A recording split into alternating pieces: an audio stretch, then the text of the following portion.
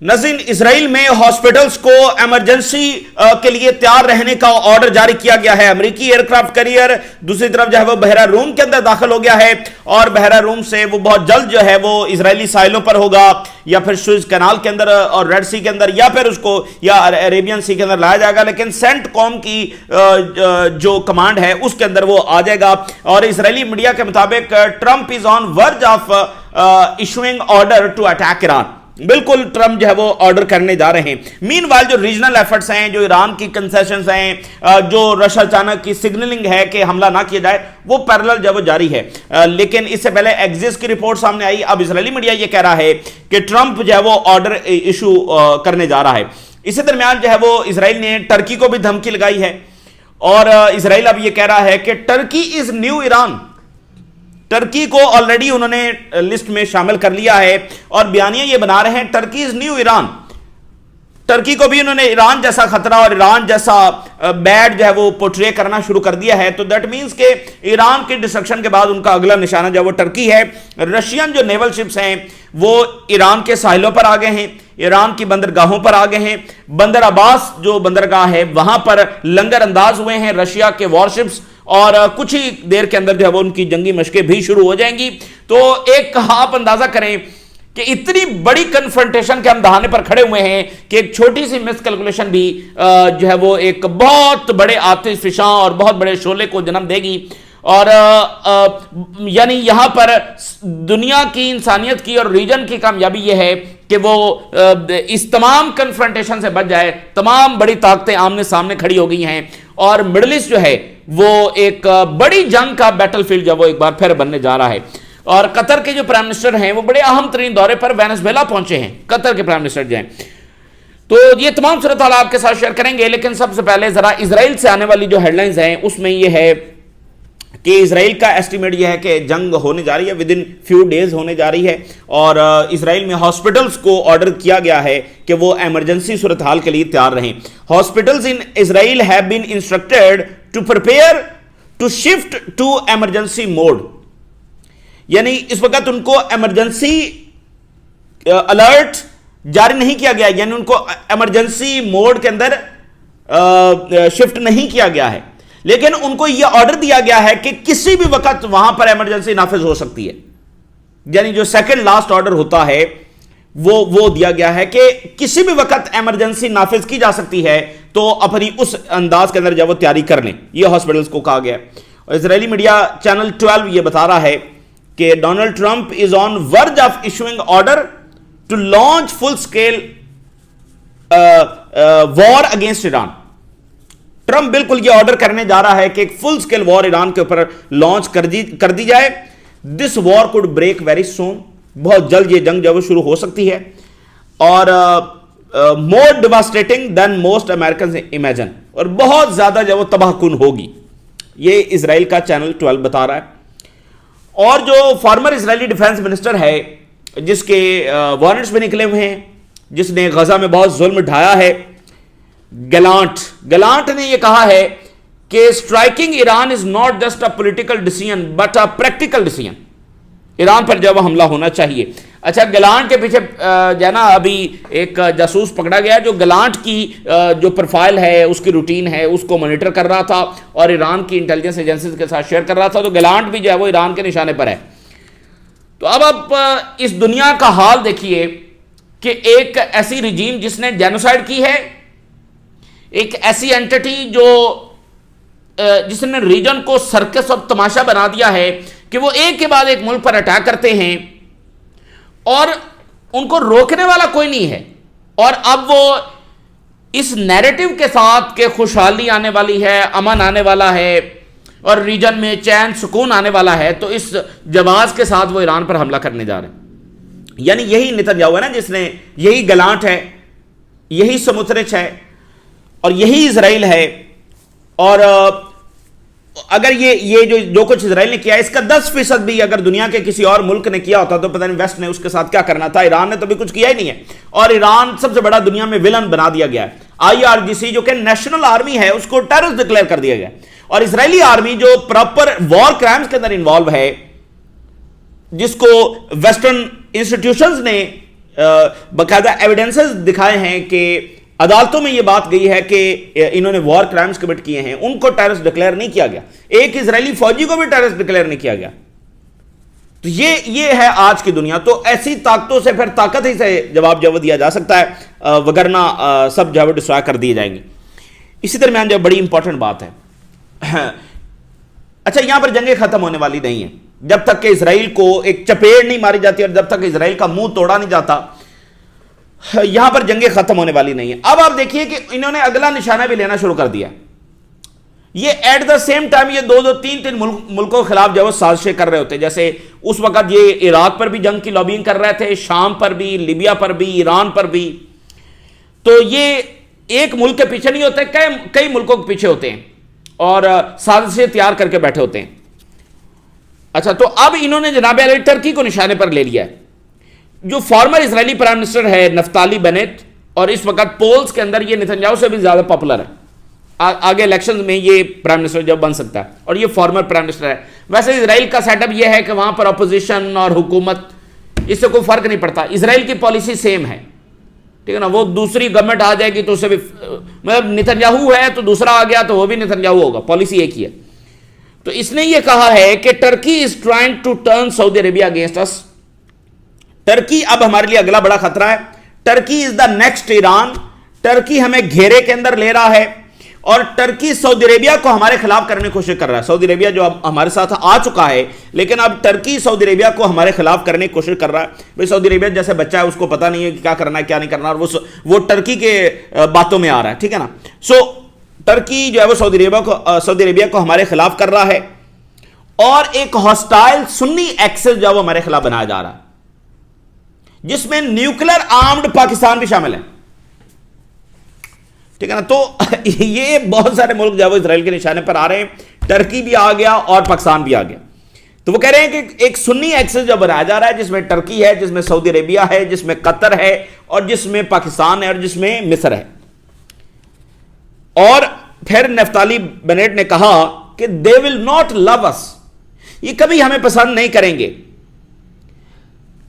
ये हमारे एम्बिशंस के वर्ल्ड जो है वो हमसे लव करेगी, इजराइल से लव करेगी, इजराइल को पसंद करेगी, is something that will not happen. ये बातें जो है ना बड़ी इंपॉर्टेंट बातें हैं, और पिछली सेंचुरीज को समझने के लिए और आगे जो कुछ होने जा रहा है उसको समझने के लिए बातें बड़ी इंपॉर्टेंट है। उसने कहा कभी इजराइल को कोई पसंद नहीं करेगा। उसने कहा ये हमें एडमिट कर लेना चाहिए। तो फिर हमें क्या करने की जरूरत है? हमें यह करने की जरूरत है कि दुश्मन हमसे डरें। Saudi Arabia, Turkey, Qatar, Pakistan, Iran, मिस्र, ये सब हमसे डरें।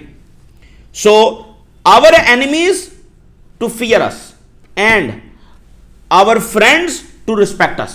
अब ये यूरोप के लिए है, क्योंकि यूरोप से भी आवाजें आई ना, कुछ गवर्नमेंट्स पीछे हट गई। ये तो जो फ्रेंड्स हैं वो रिस्पेक्ट से मुराद ये है कि जो भी इजराइल का डिसीजन है उसके साथ खड़े हो जाएं। रिस्पेक्ट ये बराबरी वाली रिस्पेक्ट नहीं है, ये वो है कि जो इजराइल करना चाहे उसको अलाउ किया जाए, और उसके जो पॉलिसी है, बस जो भी उसने करना है, जो इत्तेहादी ममालिक है वो उसको ऑब्जेक्शन ना कर सकें। और ये लाइन बहुत इंपॉर्टेंट है, and for everyone to need us. यानी हमारा ये एम्बिशन कि इजराइल को लव किया जाए, इजराइल को पसंद किया जाए, इजराइल को मनपसंद मुल्क समझा जाए, लिजिटिमेट कंट्री समझा जाए, ये तो होने वाला नहीं है। तो फिर हमने ऐसी अपनी हैबत और दहशत पैदा करके रखनी है कि दुश्मन डरे, सो कॉल्ड फ्रेंड कंट्रीज जो हैं वो हमारे साथ खड़े हों, जो भी हम फैसला करें उसमें ऑब्जेक्शन ना करें, और फॉर एवरीवन जो रेस्ट ऑफ द वर्ल्ड है इन जनरल उसको हमारी जरूरत हो। अब आप देखिए कि यहां पर जेनोसाइड हुई है और इजराइल से धड़ाधड़ मुल्क जो है वो वेपन्स ले रहे हैं। इजराइल ने कुछ महीने, 2-3 महीने कबल जो है, ये अक्टूबर के बाद उन्होंने जो यहां पर एग्जीबिशन किया इजराइल के अंदर, तो धड़ाधड़ मुल्कों ने आकर उनसे वेपन्स लिए। ये क्या है? ये जरूरत है। तो इजराइल ये बिल्कुल बहुत इंपॉर्टेंट बात है। यही इजराइल की पॉलिसी है जिसको वो परसू करेंगे।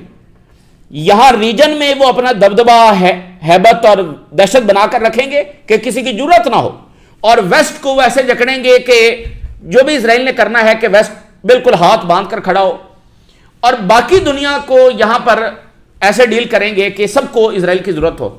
जिसको इजराइल के काम पसंद नहीं भी हैं तो असलहा लेने के लिए, असलहा तो जरूरत है ना, तो असलहा लेना पड़ेगा। बाकी टेक्नोलॉजी है, ये सॉफ्टवेयर्स हैं जो इजराइल बेचता है डिफरेंट गवर्नमेंट्स को, ठीक है ना। तो ये पॉलिसी है, ठीक है ना। बड़ी इंपॉर्टेंट बातें उसने की हैं।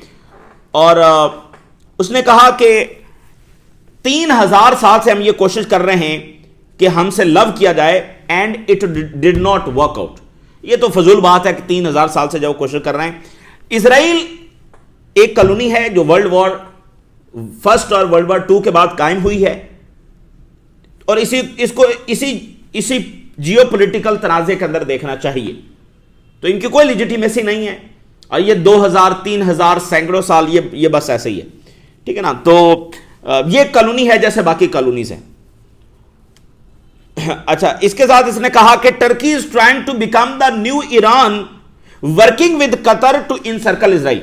यानी टर्की भी इजराइल को तबाह करना चाहता है जैसे ईरान इजराइल को तबाह करना चाहता है, और जैसे ईरान घेरे में लेने की हमें कोशिश कर रहा था, तो अब टर्की हमें इनसर्कल कर रहा है। ये बात हम पहले एक्सप्लेन कर चुके हैं कि शाम, मिस्र, Jordan, Saudi Arabia, Libya, Somalia, ठीक है, एंड देन इराक, और इन सब के जरिए, और आने वाले दिनों के अंदर लेबनान, तो इजराइल को जब वो टर्की घेरे में ले रहा है। ये बात बड़ी इंपॉर्टेंट है। अब जरा इजरायलियों के जो बयानात पाकिस्तान के हवाले से वो भी ऑन रिकॉर्ड हैं। We may seek to dismantle Pakistan nuclear program after Iran campaign. Iran को डिस्ट्रॉय करने के बाद हम पाकिस्तान का जो न्यूक्लियर प्रोग्राम है वो डिस्ट्रॉय करेंगे, जो कि वो नहीं कर सकते। वाई? क्योंकि पाकिस्तान जब वो एक इस्टेब्लिश्ड न्यूक्लियर पावर है, वो जरूरत भी नहीं कर सकते हैं, और उनकी ये मजाल नहीं है कि वो एक ड्रोन भी पाकिस्तान के अंदर लॉन्च करे, लेकिन डिस्टेबलाइज करेंगे, अंदर से डिस्टेबलाइज करने की जब ईरान पाकिस्तान कोशिश करेंगे। जब मुसाद यहां पाकिस्तान के बॉर्डर पर बैठी होगी, तो फिर पहले बलोचिस्तान, फिर बाकी, तो अंदर से जब वो डिस्टेबलाइज करने की जब वो कोशिश करेंगे। और इसी दरमियान अब समुद्रिच की जरा स्टेटमेंट देखिए। कहता है कि आगे कोई भी गवर्नमेंट आए, we must continue to work to expel Palestinian from Gaza and West Bank. तो सिर्फ ताकत ही इस एंटिटी को रोक सकती है, वगरना अब देखें मामला, वो कहते हैं सिर्फ ईरान का है, अब वो कह रहे हैं टर्की भी है, फिर कह रहे हैं पाकिस्तान भी है, फिर कह रहे हैं सऊदी अरेबिया भी हमारे खिलाफ हो रहा है, और सबको सबजुगेट करके रखना है। तो क्यों ना उस एंटिटी को ही मुंह तोड़ जवाब दिया जाए जो इस सारे क्योस और वायलेंस और क्राइसिस की जड़ है। और जैसे खालिद मिशाल ने अभी रिसेंटली पिछले हफ्ते कहा दोहा फोरम पर कि इजराइल अब ग्लोबल इंटरेस्ट के लिए बोझ बन चुका है, और दुनिया को चाहिए कि इस बोझ को उतार दे, क्योंकि इसी की वजह से मुसलसल जंगें करना पड़ रही। यहां से इजराइल को माइनस करें, उसको लगाम डालें, तो फिर रीजन में क्या है, बातचीत हो रही है, निगोशिएशंस हो रहे हैं, इन्वेस्टमेंट्स हो रही हैं, सऊदी अरेबिया में इन्वेस्टमेंट्स हो रही हैं, ईरान में $400 बिलियन की चाइना इन्वेस्ट कर रहा है, रशिया न्यूक्लियर प्लांट्स बना रहा है, मिस्र में, टर्की में, ईरान के अंदर डील्स हो रही हैं, मुआहदे हो रहे हैं, निगोशिएशंस हो रहे हैं, इख्तलाफात को अंदर टेबल हल करने की कोशिश की जा रही है। तो जंगें किसकी वजह से हो रही हैं? तो उधर जो अमेरिकी एयरक्राफ्ट कैरियर है जेराल्ड फोर्ड, वो मोरक्को के साहिलों तक जब वो पहुंच गया, यानी उस साहिल के साथ साथ वो आगे की तरफ जब वो आ रहा है, और अमेरिकी जो ड्रोन्स हैं वो इस वक्त ओमान के साहिलों पर मॉनिटरिंग जब वो कर रहे हैं, जो ईरान वहां पर उसकी एक्टिविटी है, और straight of Hormuz, gulf of Oman, वहां पर अमेरिकी ड्रोन्स। अच्छा, इसी दरमियान कुछ और बड़ी इंटरेस्टिंग बातें हैं। लिंडसे ग्राहम जो है वो इजराइल के बाद यूं ही पहुंच गया है, और वहां पर उसने मुलाकात की है एमबीजी से, मोहम्मद बिन जैद, जो कि यूएई के प्रेसिडेंट हैं, और उनकी सेहत के हवाले से खबरें आ रही थी। उर्दुगान का दौरा कैंसिल हो गया, उर्दुगान के बाद जब वो यूनान के प्राइम मिनिस्टर का दौरा कैंसिल हो गया, लेकिन आज अचानक जब उन्होंने लिंडसे ग्राहम के साथ मुलाकात की है, और जो रूमर्स थे, जो खबरें थी, रूमर्स तो नहीं थे, खबरें थी उनकी हेल्थ ठीक नहीं है, तो लेकिन आज वो पहली बार इन खबरों के बाद सामने है, और लिंडसे ग्राहम के साथ सामने है। अच्छा, वो उर्दुगान से नहीं मिले, यूनान के प्राइम मिनिस्टर से नहीं मिले, लेकिन बहरहाल लिंडसे ग्राहम से मिले। So UAE president receives US senator Lindsey Graham, और फ्रेंडशिप और स्ट्रेटेजिक जो कोऑपरेशन है उस पर बात हुई। अच्छा, अब उसने लिंडसे ग्राहम ने एक लंबा चौड़ा ट्वीट किया है, जैसे कि पूरा आर्टिकल जब उसने लिखा है। कुछ बातें बहुत इंपॉर्टेंट है लिंडसे ग्राहम की, क्योंकि यही है ना, यही इजराइल और यही लॉबी है और यही उनके मकासद हैं, वो मैं आपके साथ शेयर करता हूं।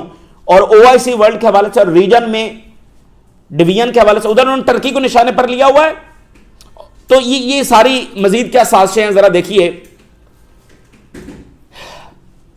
लिंडसे ग्राम ने कहा कि रीजनल कंट्रीज को यह अंदाजा होना चाहिए कि एक हिस्टोरिक टाइम आ गया है, ईरान को डिस्ट्रॉय हम करने जा रहे हैं, हिस्टोरिक टाइम आ गया है। और डोनाल्ड ट्रंप ये चाहते हैं कि रीजन ऐसे लगे more like the UAE, not like आयतुल्लाह रजीम। यूई जैसा तरक्की याफ्ता, ये वो ऐसा लगना चाहिए, रीजन ऐसा नहीं होना चाहिए जैसे आयतुल्लाह रजीम है। अच्छा जी, और रोशनियों की तरफ और खुशहाली की तरफ जाना चाहिए और रिट्रीटिंग फ्रॉम डार्कनेस, अंधेरों की तरफ हमें नहीं जाना चाहिए।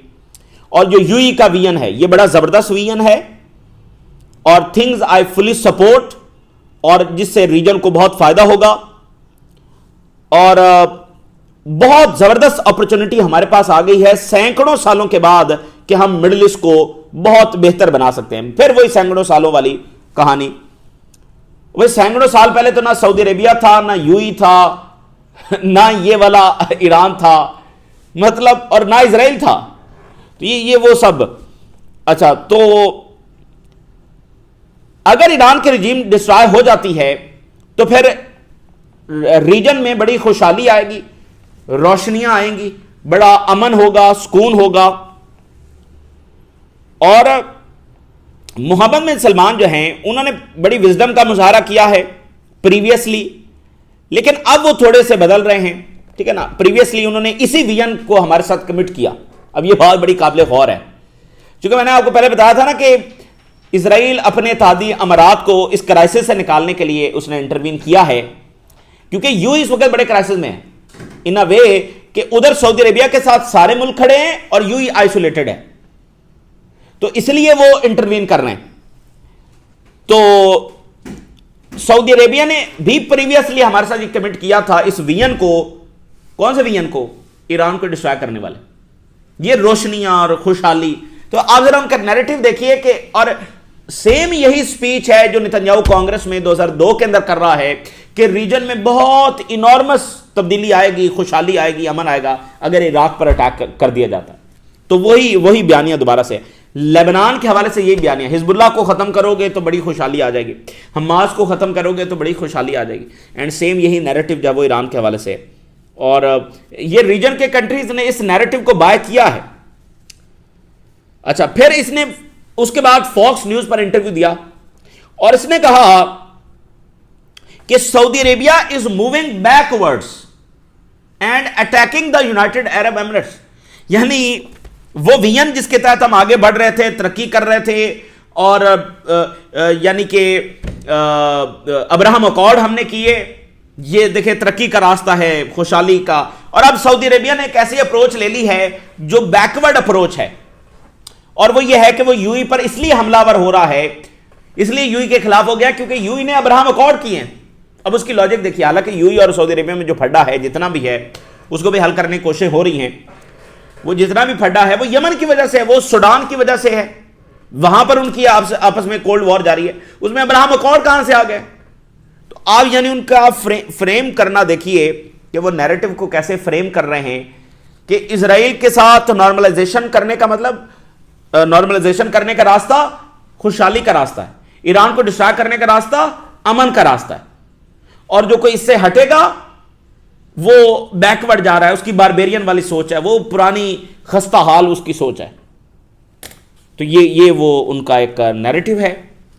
तो लिंडसे ग्राम जब अब सऊदी अरेबिया जा रहे हैं और एमबीएस के साथ जाकर मुलाकात करेंगे, तो इसी दरमियान जो है वो इजरायली मीडिया कह रहा है कि जो गजा के अंदर टनल्स हैं ये बहुत तेजी के साथ रेजिस्टेंस जो है वो दोबारा से बिल्ड कर रही है। अच्छा जी, और तेहरान यानी कैपिटल के करीब जो है वो एक जगह पर जो सिटी ऑफ परांद है, यहां पर आग भड़क उठी है अचानक, वजह नहीं मालूम अभी तक।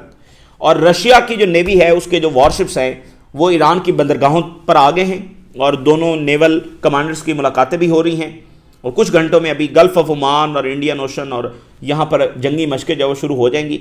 और ये जंगी मशकें कहाँ पर होंगी?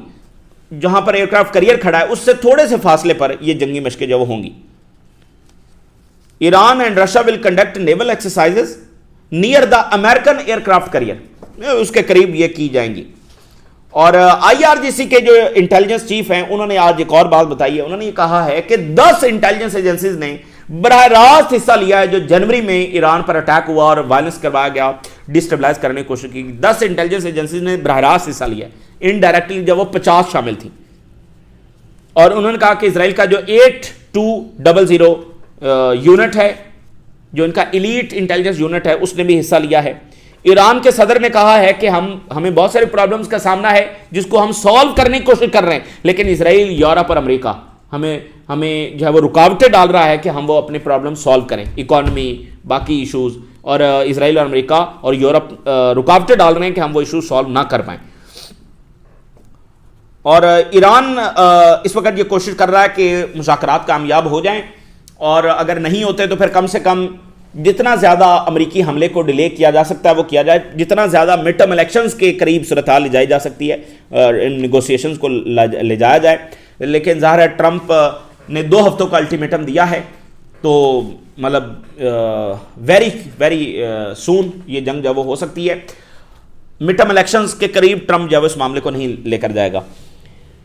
और कतर के प्राइम मिनिस्टर जब इस वक्त वेनेजुएला पहुंचे हैं, काफ़ी इंपॉर्टेंट दौरा है। और क्यूबा की लीडरशिप जब वो मॉस्को पहुंची हुई है। ये इस वक्त की ताज़ा तरीन डेवलपमेंट्स हैं जो आपके साथ शेयर किया। हमने राज करें, इजाज़त दीजिए। अल्लाह हाफ़िज़।